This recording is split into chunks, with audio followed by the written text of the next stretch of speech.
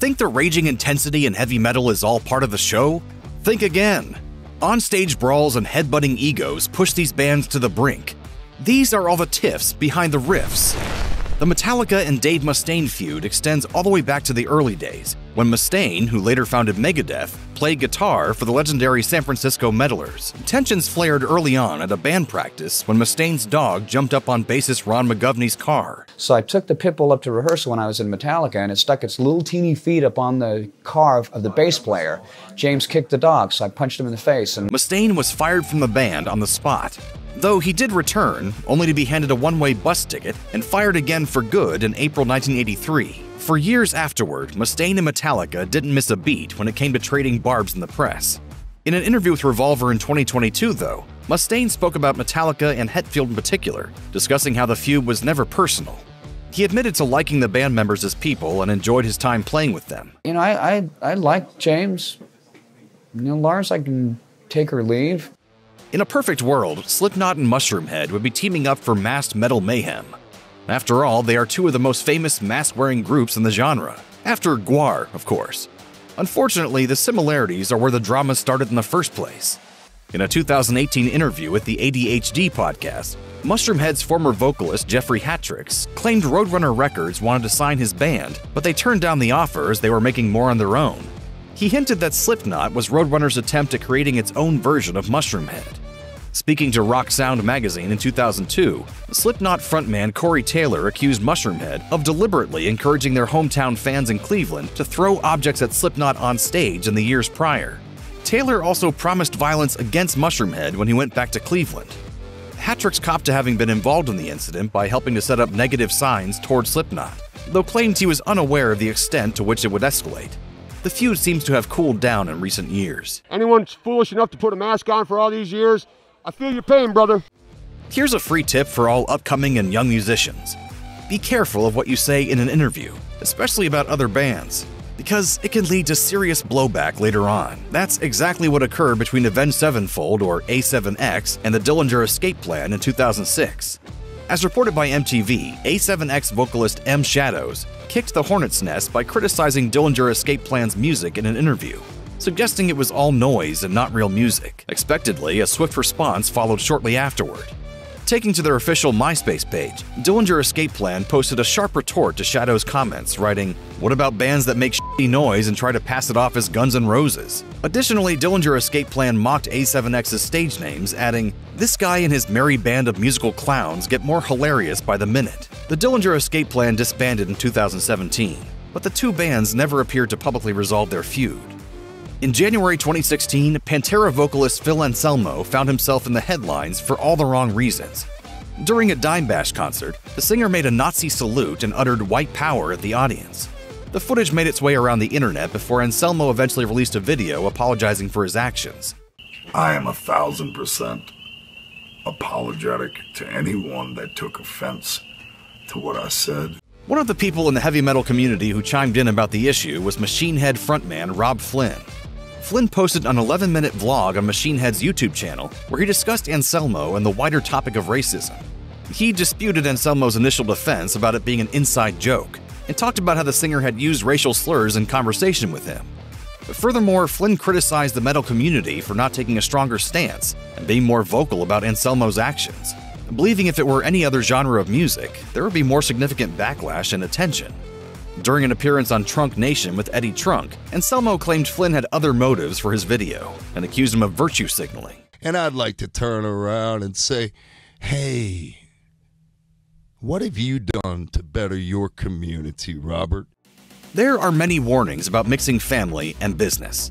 For Sepultura, it ended up being the catalyst for vocalist Max Cavalera's departure from the metal band in 1996.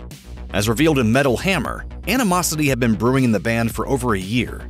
Guitarist Andreas Kisser claimed that Cavalera had become distant from the group, which was also managed by Cavalera's wife, Gloria. Kisser claimed that Gloria wasn't doing her job as a manager and repairing the clear fractures in the band. As a result, a decision was made to part ways with her as management. The decision was further complicated by the fact that Max's brother, Igor, was also in the band and agreed it was time to let Gloria go. Max was disappointed in his bandmates, especially his brother. He added that he didn't understand the decision, since at the time, Sepultura was experiencing its greatest success as a band so far. In the end, he decided to depart the band he had co-founded. Sepultura continued without Max, replacing him with Derek Green. Eventually, Igor mended fences with his brother and left the band in 2006.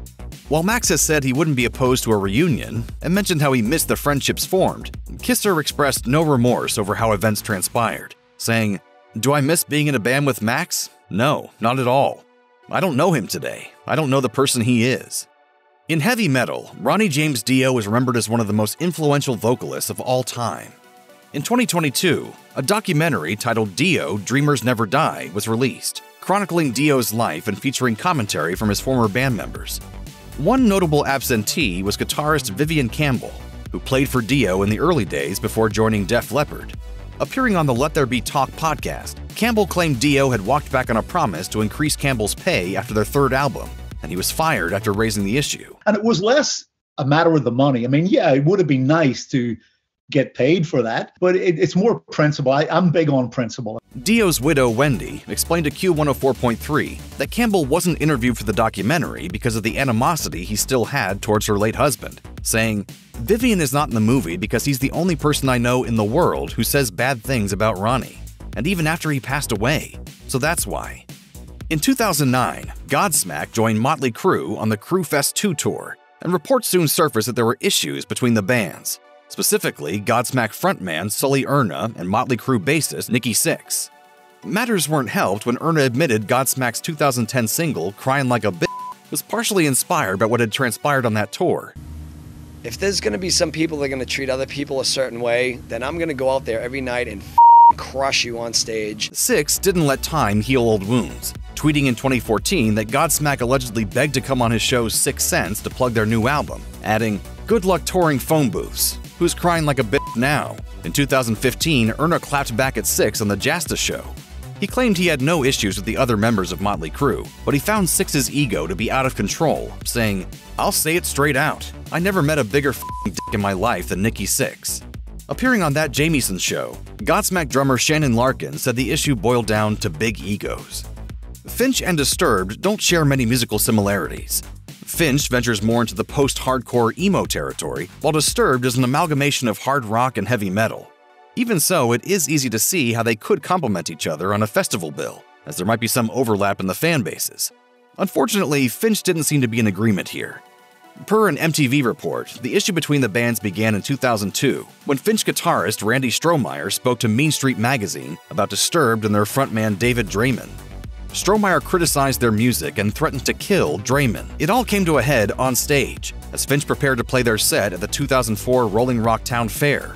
Strohmeyer and Disturbed guitarist Dan Donegan tussled, and the brief scuffle became a full-blown melee when other members of Finch, Draymond, and Disturbed's manager stepped in.